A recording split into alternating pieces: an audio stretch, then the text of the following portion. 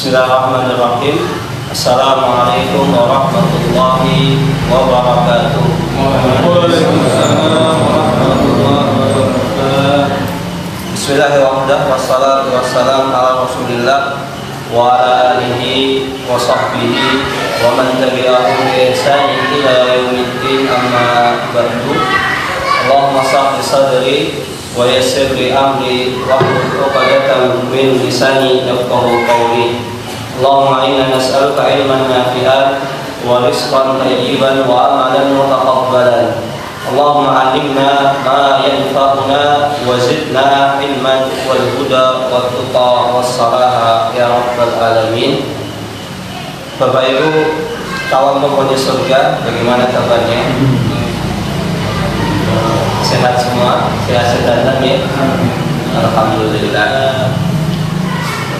Kemudian salawat dan salam tak lupa kita curahkan kepada baginda Nabi suri tauladan kita, Nabi Muhammad sallallahu alaihi wasallam, yang telah melalui perantara beliau kita bisa mengenal ajaran agama Islam ini.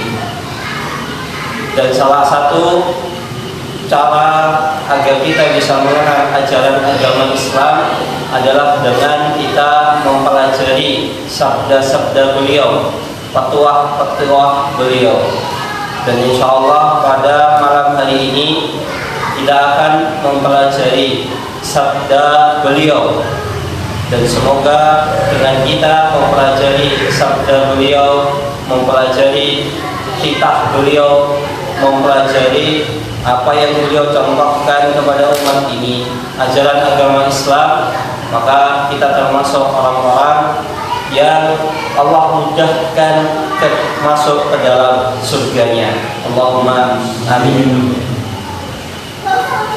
Pada pertemuan kali ini kita mulai dari sebuah hadis yang diriwayatkan dari Abu Dzar. Hadis tersebut ada di Sunan At-Tirmidzi rahimahullahu taala, bahwasanya Rasulullah sallallahu alaihi wasallam pernah berkata kepada Abu Dzar. Rasulullah sallallahu alaihi wasallam bersabda, "Ittaqillah haitsu ma kunta." Wahai Abu Dzar, hendaklah engkau bertakwa kepada Allah Subhanahu wa taala dimanapun engkau berada.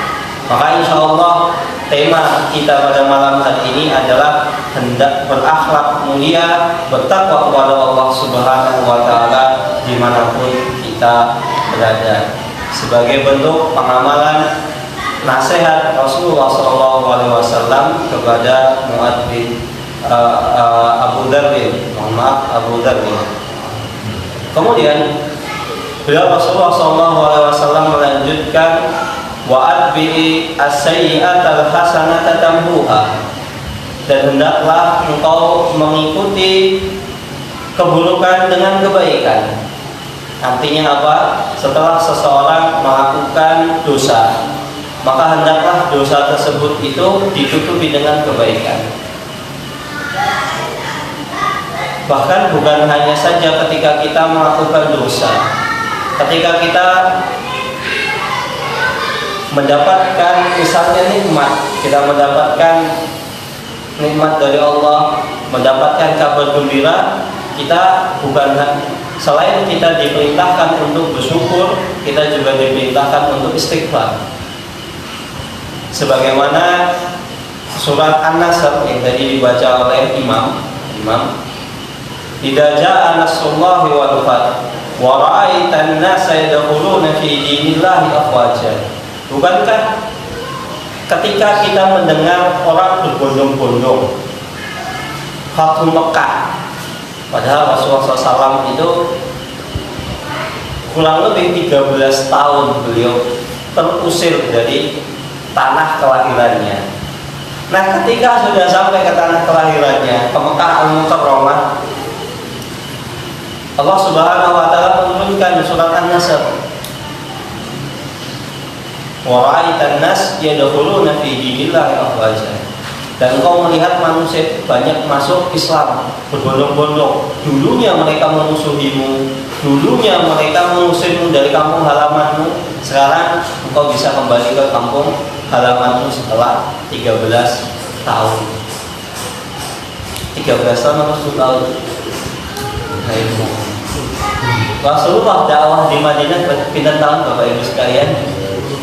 10 atau 13?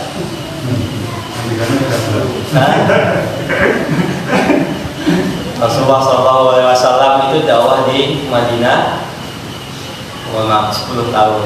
10 tahun. Saya salah.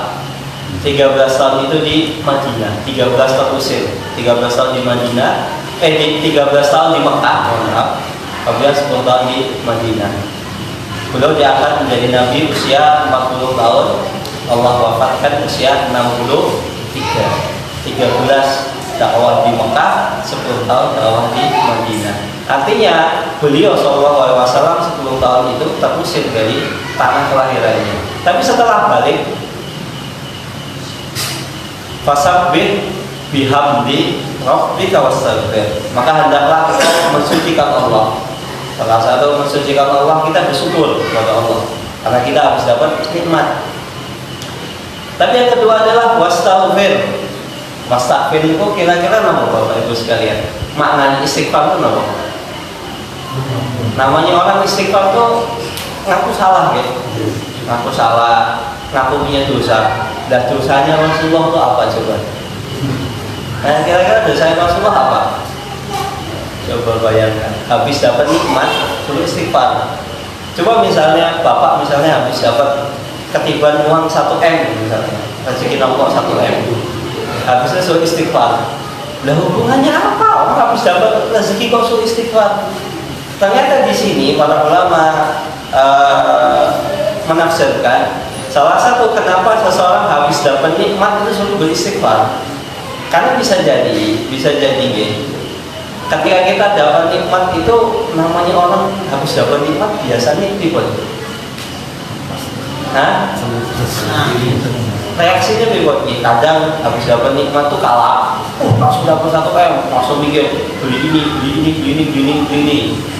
Akhirnya mikir gimana cara menghabiskan uang 1M ini, lupa sedekah. Atau misalnya, saya habis dapat 1M, langsung 300 juta buat infak pembangunan masjid Miftahul Jannah misalnya, 400 juta buat beli rumah misalnya, 300 juta masih sisa buat apa? Buat apa Pak? Shopping. Buat shopping misalnya. Loh ini sedekah. Sedekah itu kan kebaikan. Tapi salah satu sebab kenapa habis dapat nikmat sebelum beristighfar, pertama tadi namanya orang habis dapat nikmat biasanya kalah. Maksudnya gimana? Caranya ini. Makanya kan orang ketika sehat itu kan nggak ingat. Pokoknya sehat ya, saya sehat. Ingatnya kapan? Ingat ibadah kan kalau udah sakit tuh nggak bisa sholat, nggak bisa sholat sunnah, nggak bisa puasa, nggak bisa ini. Coba kalau sehat, belum tentu. Sholat ingat, iya saya ingat mas, masih sholat tepat waktu, ya masih sholat. Tapi kadang ditunda-tunda, nanti. Salah satu sebabnya itu. Umumnya orang habis dapat nikmat itu biasanya kalah.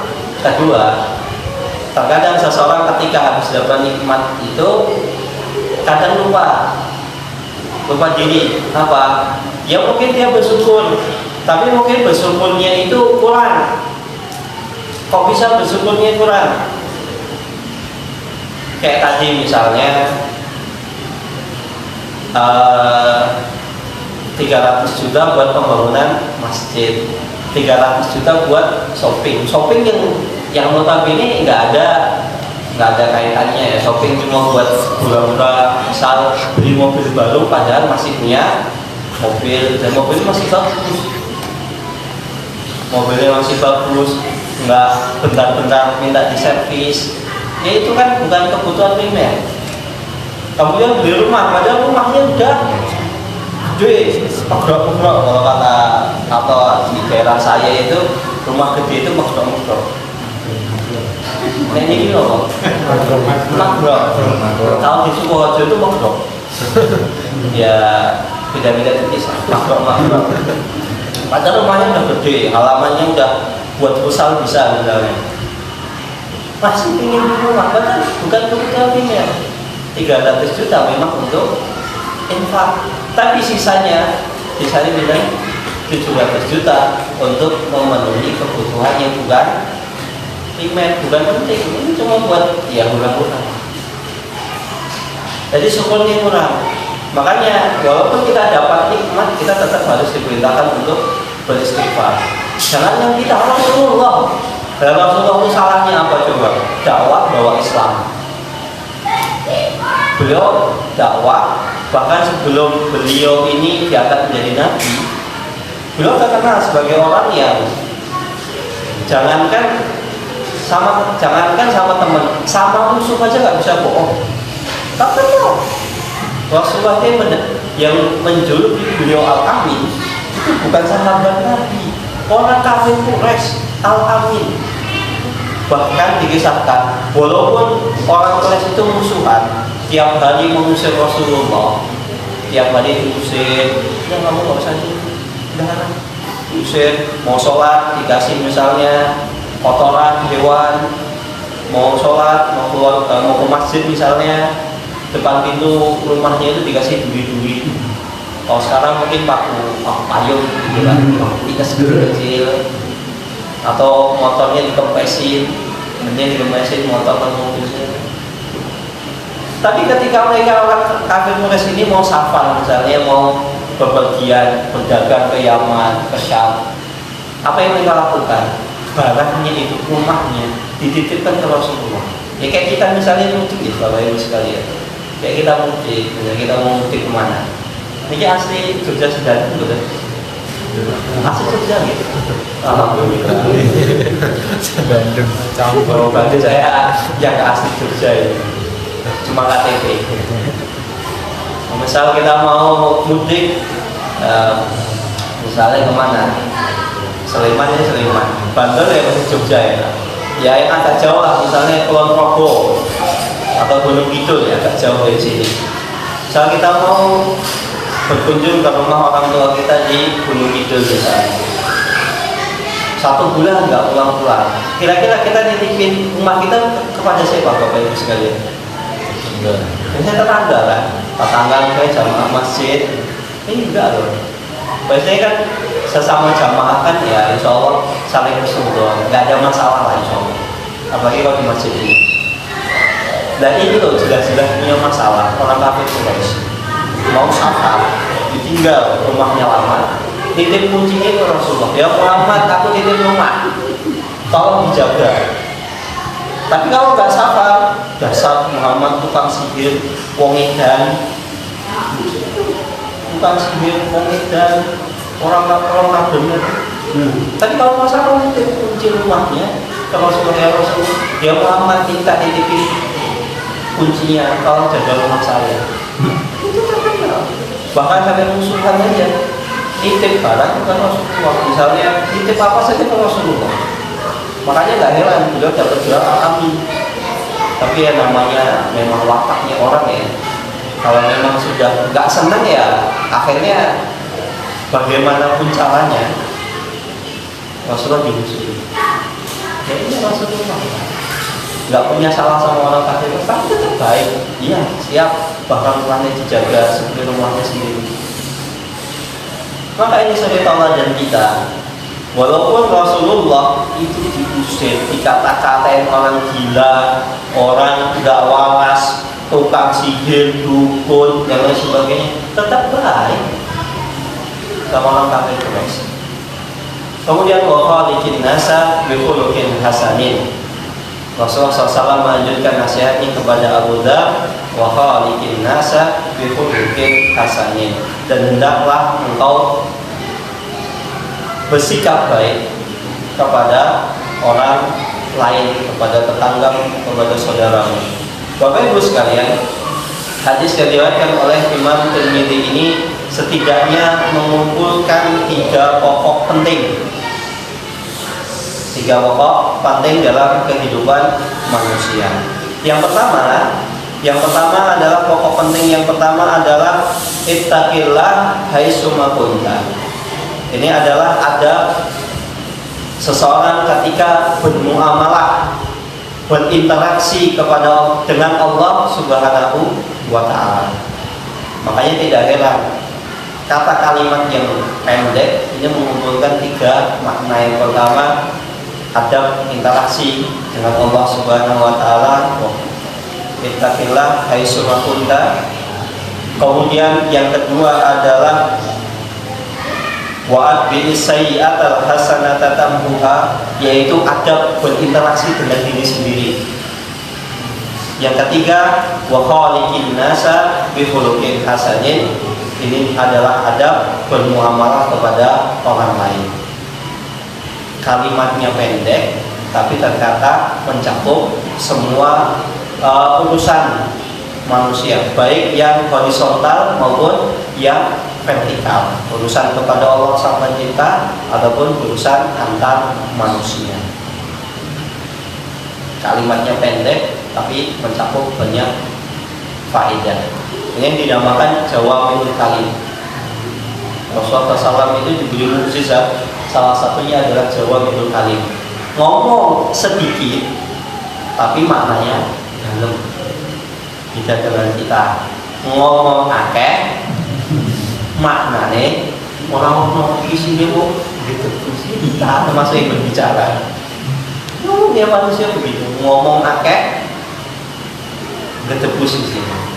Makanya ada peribahasa tong kosong nyari bunyinya.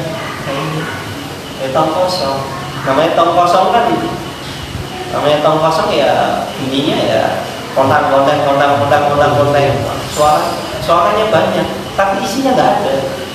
Beda misalnya tong itu diisi misalnya drum diisi misalnya bensin, di ketok kan nggak begitu kencang, tak. Tapi beda kalau kosong, kontak. Umumnya manusia. Maka kita uraikan satu persatu. Yang pertama adalah adab seseorang kepada Allah Subhanahu wa Ta'ala, ittaqillah haitsuma kunta.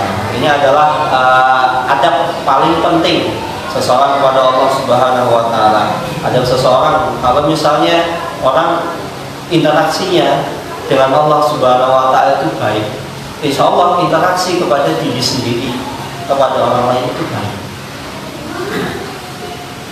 Maka tidak kita dapati orang yang bertakwa kepada Allah, orang yang rajin menjalankan sholat, orang yang rajin menjalankan ibadah-ibadah yang lain, puasa, zakat. Jarang kita dapati orang tersebut itu akhlaknya jelek. Jarang kita dapati akhlaknya itu jelek. Rata-rata namanya orang jamaah masjid itu rata-rata bagus, baik. Ya kalaupun jelek kayak sesekali, tapi umumnya bagus. Masa jamaah masjid bisu-bisu gitu kan enggak. Masalahnya misal ya, mohon maaf ya, tamin masjidnya itu bisu-bisu, tamin masjidnya gitu. Kan enggak mungkin. Orang rajin sholat, orang rajin ibadah itu hampir dipastikan jarang. Kalau ya ada tapi jarang. Rajin sholat, rajin puasa, malam sholat tahajud, pagi puasa. Terus kita dapati misalnya orangnya senang selingkuh gitu, mungkin kapan? Yang ya kalaupun ada ya mungkin ada, tapi ya jarang. Itu mungkin satu di antara 1 juta. Terus apa misalnya mohon maaf sering mabuk-mabukan.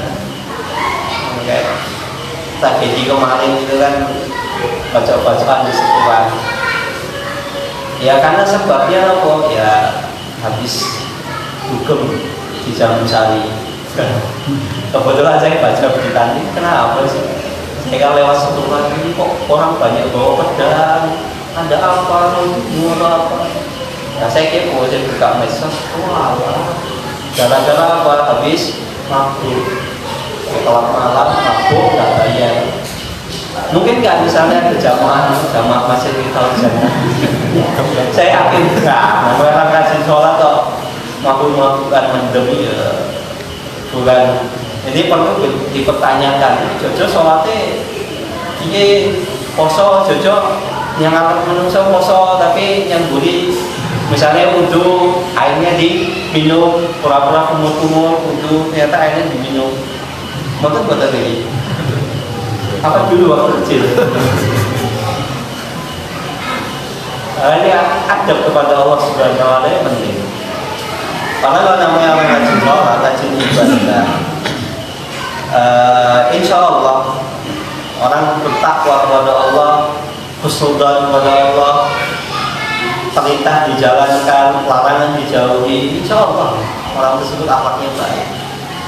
Maka kunci seseorang itu agar diberikan akhlak yang baik, berakhlak baik kepada Allah Subhanahu wa ta'ala. Contohnya akhlak yang baik kepada Allah apa? Gak gampang suudzon. Manusia itu kan umumnya manusia. Mereka ketika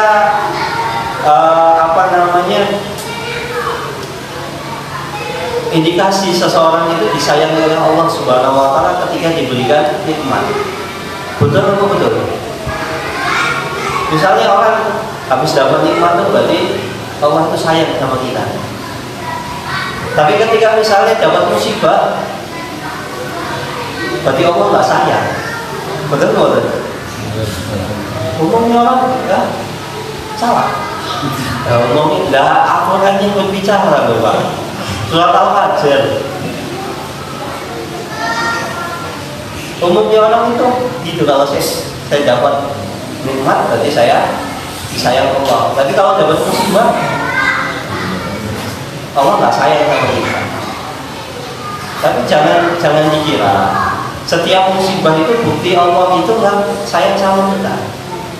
Saya mau tanya Bapak Ibu sekalian, orang yang paling dicintai oleh Allah Subhanahu wa ta'ala siapa? Rasulullah. Rasulullah ya. 10 tahun diusir dari kampung halamannya. Apa Allah nggak sayang? Apa Allah nggak sayang? 10 tahun misalnya diusir dari Gempol, Gempol ya? Diusir dari Gempol, diusir. Bahkan bukan hanya diusir, rumahnya dirobohin, barang-barangnya diambil, dilempar ke jalan. Diusir beneran. Bahkan dianak satu kampung. Apa Allah nggak sayang sama Rasulullah? Allah sayang. Musibah itu bisa jadi untuk meningkatkan derajat kita. Maka misalnya ada Bapak Ibu sekalian di sini, misal habis iuran kurban, dan transfer. Ini kurban ini benar Pak? Mengikuti Idul Adha. Sapinya benar nih? Sekawan, alhamdulillah. Minum pun? Jelas. Oh dari ya 11-12 di perumahan saya itu sapi alhamdulillah 5, sapi 5, kambing 3, ya lumayan. Nah misalnya habis iuran ikut sapi, misalnya sapi 3 juta ya, kelas berapa? Ini beda-beda 3,5 juta. Oh ya beda-beda tipis lah. Tapi ya semakin gede kurban, dagingnya semakin banyak, manfaatnya semakin banyak, dan insya Allah berkahnya semakin banyak. Jadi ini ada kejadian di rumah saya ini kan ada yang mengunduhkan satu habis iuran ikut sapi. Qadarullah Allah takdirkan ibunya ternyata opnam di Sarjito kritis. Padahal habis transfer habis misalnya jam 1 transfer duit ke panitia untuk dibelikan sapi. Ternyata setengah 2 ibunya tiba-tiba pingsan, harus dilarikan ke rumah sakit, akhirnya opnam. Maka jangan dianggap ketika kita habis berbuat kebaikan, habis beramal soleh, kemudian kita dapat musibah, itu jangan dianggap ini Allah nggak sayang. Bisa jadi Allah itu hanya untuk menguji kita. Jadi kira-kira hamba sabar apa? Kira-kira hamba ini seberapa kuat kesabarannya. Dan perlu kita ketahui, sabar itu nggak ada batasnya. Perlu kita ketahui, sabar itu nggak ada batasnya. Kalau misalnya kita nggak sabar, ya itu kita saja nggak sabar. Oh, kesabaran itu singkat, kita nggak sabar. Betapa banyak orang misalnya tinggal sabar sedikit, kita sabar. Ternyata nggak lama setelah itu berkah dari Allah itu datang tiada hentinya. Anggap Rasulullah SAW 10 tahun diusir dari Mekah, 10 tahun diusir dari Mekah. Dan Rasulullah itu kira-kira sudah meninggalkan kita berapa ratus tahun, Bapak Ibu sekalian? Pindah 1400-an. Kira-kira kalau 1443 Hijriah, kira-kira misal kita ketemu orang di jalan, kita tanya, Mas atau Mbak, karena Nabi Muhammad, kira-kira ada yang ngomong saya nggak kenal, kira-kira ada nggak Nabi Muhammad? Saya yakin hampir semua orang, bukan Muslim, tahu, minimal pernah dengar, minimal pernah, bahkan sampai Nabi Muhammad itu namanya diabadikan di Al-Quran. Kisahnya diabadikan di Al-Quran. Seperti Aisyah difitnah, katanya berbuat serong dengan Sofwan bin Mu'attal, itu sekitar beberapa bulan. Tapi apa hikmahnya nama Aisyah itu harus di Al-Quran? Allah Subhanahu wa Ta'ala menurunkan 10 ayat dari ayat 11 sampai 20 di surat An-Nur. Semua orang hampir di setiap bumi membaca. Minimal setiap orang yang ada di dunia ini yang beragama Muslim minimal pernah membaca kisahnya setahun sekali minimal. Padahal musibahnya cuma berapa? Ya ada setahun, cuma berapa bulan. Tapi efeknya apa? Allah puji. Setiap orang yang beragama Islam ketika membaca Al-Quran pasti memuji Aisyah. Makanya ketika Aisyah mendapatkan ujiannya, saya yakin kok saya nggak salah. Saya sudah benar. Saya sudah berlaku benar. Bahkan ketika ketemu dengan Sofwan bin Mu'attal, Aisyah itu nggak saling pandang-pandangan, ngobrol aja enggak. Bahkan Sofwan bin Mu'attal ketika lihat, oh Aisyah langsung untanya diturunkan, diturunkan, Aisyah turun naik,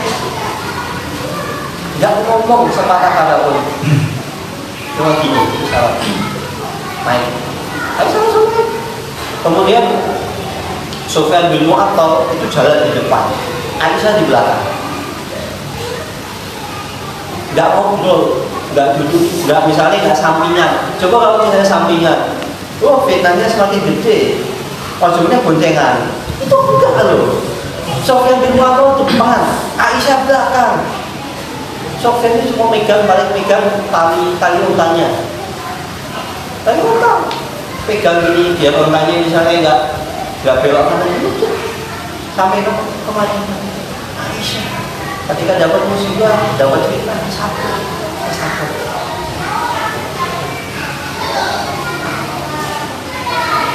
Tapi efeknya apa?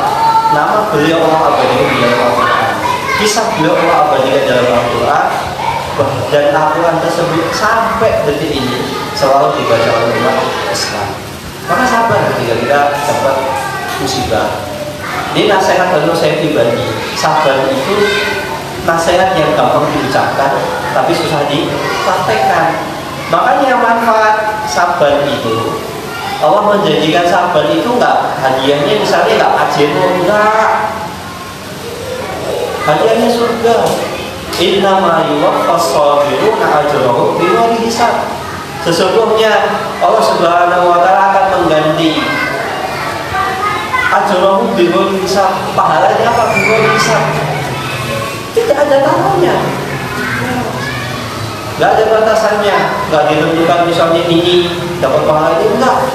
Bisa jadi pahalanya terus-menerus. Dan dalam bahasa Arab itu ketika disebutkan nakiroh itu enggak jelas. Artinya pahalanya tidak ada batasnya. Begitu juga dengan puasa. Puasa itu pahalanya tidak ada batasnya. Bisa jadi seseorang misalnya berpuasa dapat pahala 1.000, orang lain 100.000, yang lain 1 juta, yang lain 1 miliar pahalanya. Karena apa? Pahala puasa itu menentukan Allah Subhanahu wa taala. Besar kecilnya pahala puasa seseorang itu tergantung keikhlasan seseorang ketika berpuasa, apakah misah-misuh, ngomongin jorok, menggibah tetangga atau tidak. Makanya ditentukan oleh kadar ketakwaan seseorang ketika berpuasa pahalanya. Kemudian wa'ad bi sayyi'atil hasanah tamhuha. Maka ketika seseorang habis berbuat pasal kedua, adab kedua adalah adab kepada diri sendiri. Misalnya ketika habis kita setelah bermaksiat, maka ikutilah kebaikan tersebut itu keburukan tersebut dengan kebaikan. Jangan habis bermaksiat langsung maksiat lagi. Makanya ketika kita bermaksiat, misalnya habis berbuat ngomong suka jujur, dusta, atau misalnya habis minta orang tua, atau habis meninggikan suara kepada orang tua, jangan salah loh, meninggikan suara di hadapan orang tua ini maksiat. Misalnya, tolong belikan ibu misalnya gas LPG 3 kilo di warung depan. Saya mabuk, aku lagi sibuk. Itu maksiat. Jangan dikira itu nggak berdosa, itu dosa. Bahkan Al-Quran mengatakan uffin itu cuma baik, tahunya. Nah ini juga Rasulullah ya Allah enggak, itu kata-kata yang hina, itu maksiat. Maka ketika kita habis berbuat dosa, berbuat kemaksiatan, maka marilah kita ikuti dengan kebaikan. Contoh kebaikannya amalan istighfar. Astagfirullahaladzim. Dan istighfar ini diambil dari kata mikfar. Mikfar itu dalam bahasa Arab adalah baju besi. Baju besi untuk perang, seseorang untuk perang. Namanya baju besi itu kira-kira gunanya apa, manfaatnya? Melindungi diri. Maka istighfar ini kan pada diambil dari kata makna yang sama, mikfar, baju besi. Maka artinya seseorang ketika beristighfar kepada Allah, artinya dia selain meminta ampun, meminta dosanya diampuni oleh Allah Subhanahu wa taala, dia juga meminta agar dirinya dilindungi. Dilindungi dari Allah, dari dosa selanjutnya. Makanya walaupun kita masih melakukan banyak kesalahan, banyak dosa, istighfar. Suatu saat bisa jadi ya kita tidak melakukan kesalahan ini, Allah hindarkan, mungkin sedikit demi sedikit. Maka walaupun kita masih belum melakukan dosa, jangan lupa kita untuk selalu beristighfar kepada Allah Subhanahu wa taala. Karena kita nggak tahu kira-kira istighfar kita yang diterima oleh Allah itu yang mana. Terkadang manusia ketika habis bermaksiat, aku tak tobat lah, tobat, habis itu baleni meneh, tobat lagi, baleni meneh. Waktu kok kayaknya mempermainkan Allah ya, kayak tobat sambel, tobat meneh, kok misalnya mendem meneh, tobat meneh, mendem meneh, tobat meneh, selingkuh meneh, tobat meneh. Kok kayaknya aku mempermainkan Allah. Jangan putus asa dari rahmat Allah. Jangan kita berputus asa dari rahmat Allah. Karena apa? Istighfar, tetap istighfar. Tapi jangan misalnya tujuannya Allah kan maha pengampun. Maha pengampun ya, nanti kalau saya salah ya tinggal istighfar. Jangan menggampangkan. Dalam Islam itu ada namanya roja, ada namanya khauf. Roja itu harap, berharap. Kita yakin bahwasanya Allah Subhanahu wa taala itu Maha Pengampun. Allah mengampuni seluruh dosa manusia kecuali syirik. Tapi kita juga harus memiliki khauf. Khauf itu rasa takut kepada Allah Subhanahu wa taala. Kita takut kita nanti disiksa ketika kita bermaksiat. Kita takut ketika kita banyak bermaksiat ternyata menjadi sebab suul khotimah. Makanya roja dan khauf ini diibaratkan seperti sayap seekor burung. Kira-kira kalau burung itu sayapnya cuma satu, bisa terbang betul? Nah, sayapnya satu, satunya lumpuh, satunya sehat. Kira-kira sakit mampu betul? Nggak bisa. Nah, begitu juga dengan khauf dan roja. Rasa takut dan harap kepada Allah itu seperti sayap burung, harus balance. Yang kita takut Allah mengadab kita. Maka bentuk ketakutan seseorang misalnya ketika dia habis maksiat, dia istighfar. Karena ditakutkan apa? Bisa jadi kalau dia habis bermaksiat, dia lupa istighfar, ternyata ini adalah amalan dia terakhir, sehingga menyebabkan dia suul khotimah. Nauzubillahi min dzalik. Dan kita berharap semoga kita semua yang ada di sini Allah wafatkan dalam keadaan husnul khotimah. Allahumma. Maka salah satu caranya adalah ketika habis bermaksiat, habis berbuat dosa, kita istighfar kepada Allah Subhanahu wa taala agar Allah lindungi kita dari kesalahan, agar Allah jauhkan diri kita dari kesalahan tersebut, dan Allah jadikan akhir hidup kita ini husnul khotimah. Karena Rasulullah SAW pernah bersabda, innamal a'malu bil khawatim. Orang itu ingatnya ada innamal a'malu binniyat, tapi di sana ada juga hadis innamal a'malu bil khawatim. Sesungguhnya amalan seseorang itu tergantung akhir hayatnya. Maka banyak yang habis melakukan dosa istighfar. Karena dengan istighfar itu bisa jadi ini sebab kita Allah wafatkan dalam husnul khotimah.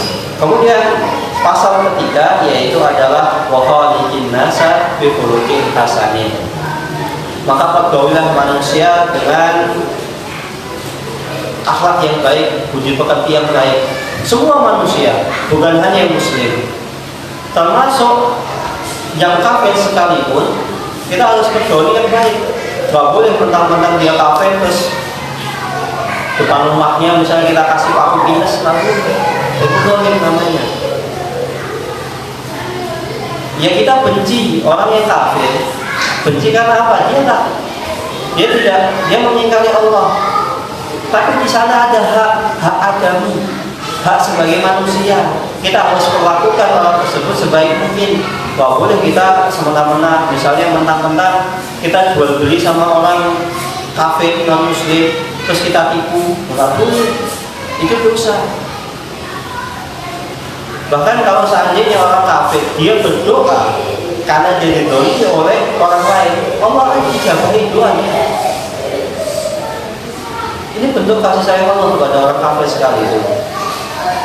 Maka apalagi kita yang muslim, apalagi kita yang beriman kepada Allah, kita mengakui bahwasanya Allah itu adalah Rabban wabil Islami dinan.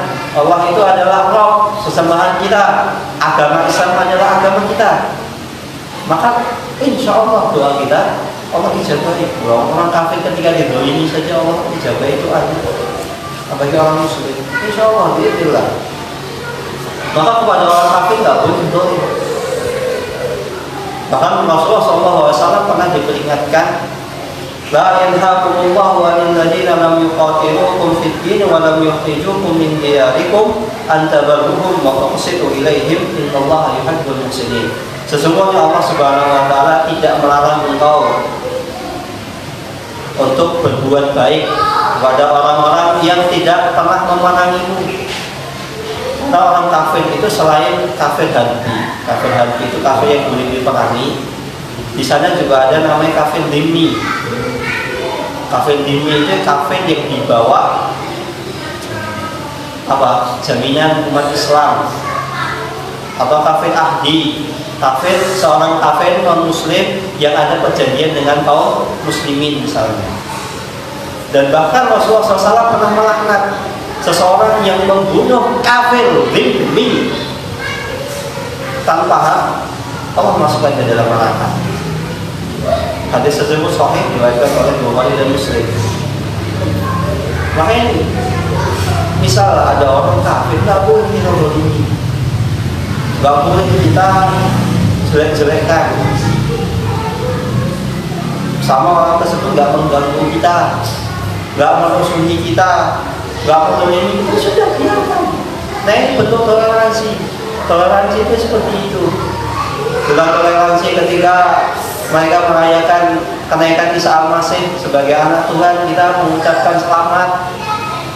Sama saja kita menyelamati mereka bahwasanya Isa itu Tuhan mereka gitu. Bahkan padahal dalam ajaran Islam, agama yang diterima di sisi Allah itu hanya Islam, tidak seorang muslim. Loh ini kan cuma ucapan, dia ucapan. Bukankah syahadat juga ucapan? Itu masuk syahadat. Karena mereka tahu mengucapkan syahadat itu ada konsekuensinya, dan mengucapkan tentang bahwasannya Isa itu sebagai anak Tuhan ada konsekuensinya. Kita mengakui peribadatan mereka di sisi Allah itu. Padahal Islam tidak mengajarkan seperti itu. Rasulullah nggak pernah mengatakan selamat ya orang kafir Quraisy, sesembahan kalian latar uzana, nggak pernah. Bahkan Rasulullah ketika di Madinah, beliau berdampingan langsung dengan orang Yahudi, nggak pernah mengucapkan selamat atas ibadah mereka. Ini toleransi. Tapi Rasulullah juga nggak pernah ganggu mereka. Mereka mau ibadah, misalnya beribadah ke misalnya ke gereja atau ke sinagog orang Yahudi, ya sudah monggo, itu ibadah, itu hakmu, nggak pernah ganggu. Bahkan di Madinah ada sinagog, kalau orang Yahudi ibadah di sinagog.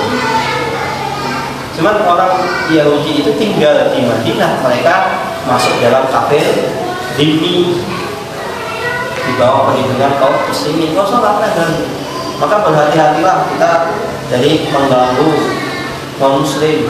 Selama mereka nggak mengganggu kita, sudah biarkan. Selama mereka nggak memusuhi kita, sudah biarkan. Toleransi tetap ada batasnya. Kita bermuamalah ya monggo, ketemu di jalan menyapa, monggo Pak, monggo terus. Bahkan betapa banyak seseorang ketika berlaku baik kepada orang lain, orang itu akan lama-lama hatinya luluh. Seperti kisahnya Umar bin Khattab. Maka kebaikan sekecil apapun jangan pernah kita remehkan.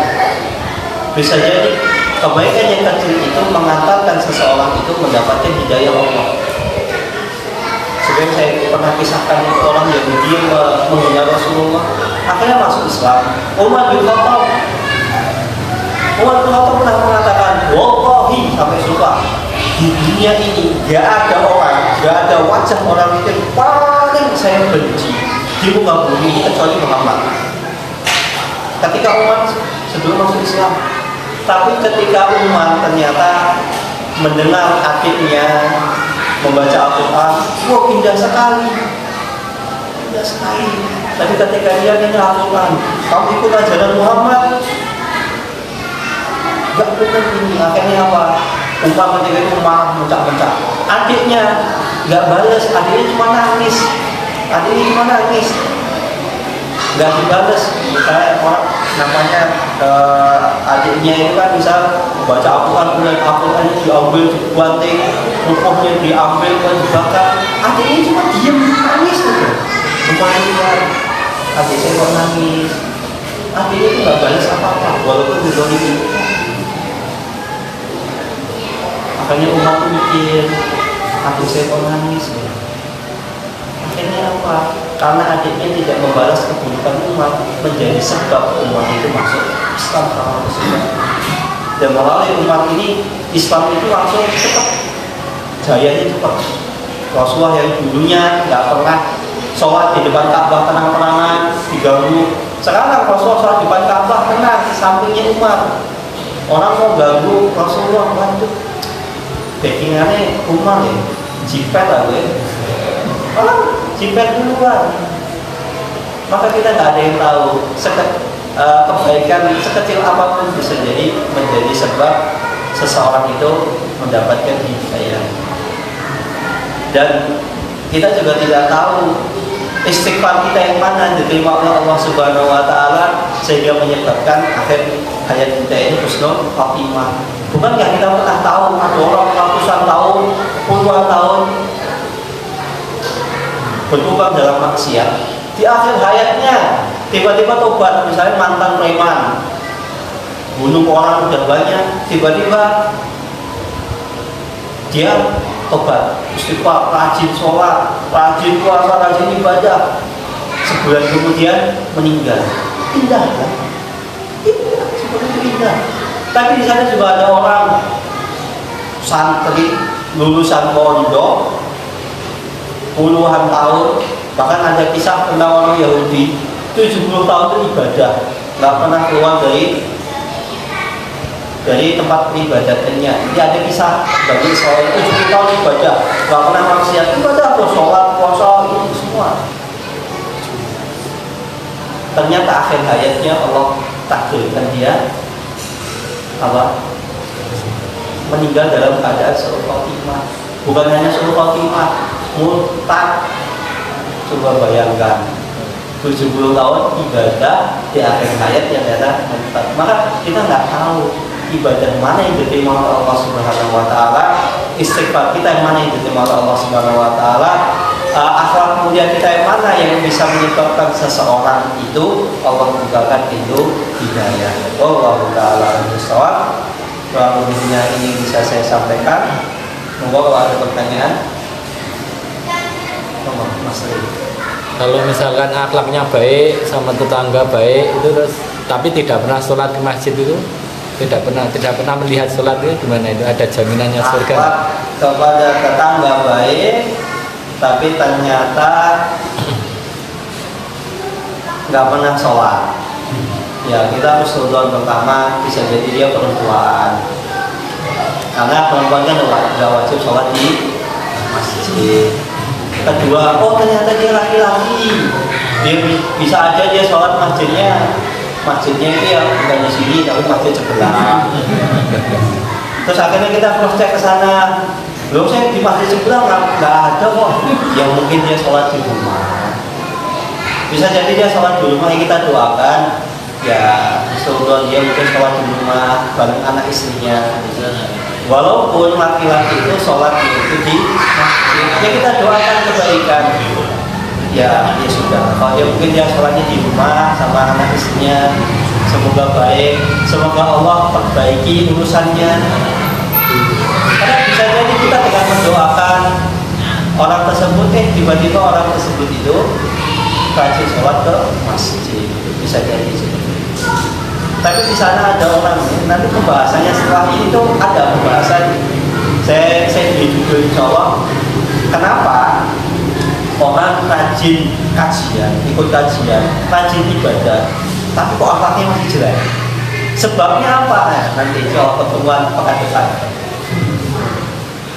Salah satu sebabnya ya pertama, kenapa seseorang misalnya rajin kajian, akhlaknya baik, sering sholat, sering sholat, sering ibadah. Ini kita balik, sering sholat, sering ibadah, sholatnya jamaah di masjid. Tapi kenapa orang tersebut itu ternyata akhlaknya jelek, senang ngapusi? Ya pertama sebabnya, faktornya adalah bisa jadi kita kurang mendoakan saudara kita. Kurang mendoakan saudara kita. Iya, lo kok gitu? Yang salah dia kok. Kita suruh mendoakan orang tersebut. Iya. Bukankah Rasulullah SAW pernah bersabda, ketika engkau mengangkat tanganmu untuk saudaramu, buatlah kaki Muslim, maka engkau akan mendapatkannya setimpal. Misal kita mendoakan saudara kita, semoga dia akhlaknya baik, bukankah sama saja kita mendoakan diri kita? Nggak ada ruginya. Doa itu nggak ada rugi. Doa itu nggak ada rugi. Saya katakan sekali lagi, doa itu nggak ada ruginya. Maka kita nggak tahu, bisa jadi selama ini kita mendoakan diri sendiri, ya Allah semoga aku sadar, ya Allah semoga istriku lancar, ternyata nggak kaya-kaya. Jadi coba sekali-kali doain orang lain. Katamu, Pak, mungkin jenengan jadi orang sukses. Siapa tahu ternyata itu doa yang Allah dijabahi. Kan nggak ada yang ngerti. Nggak ada yang ngerti. Makanya ketika kita lihat orang, ya rajin ke masjid, tapi senang ngapusi, ya kita doakan. Kita doakan, kita dekati orang tersebut, jangan sampai orang tersebut itu rajin sholat, kok ternyata akhlaknya jelek, sehingga membuat image di masyarakat, pandangan di masyarakat, wong sing seneng ning masjid kuwi senengane ngapusi. Maka orang seperti itu harus perlu kita jaga, jangan sampai orang tersebut itu lepas dari pantauan kita. Allah Ta'ala. Bisa jadi ya seperti itu. Pertama kita harus kita kasih kunjung yang banyak. Kalau enggak ya kita doakan. Karena mendoakan orang lain itu nggak ada salahnya. Yang ada itu mendoakan orang lain kebaikan itu adanya benar kan sama. Allah Ta'ala. Ada pertanyaan lain menurut? Sambut. Kalau tidak ada, kita tutup dengan doa kafaratul majelis. Subhanallahumma wa bihamdika asyhadu an la ilaha illa anta astaghfiruka wa atubu ilaik. Wassalamualaikum warahmatullahi wabarakatuh.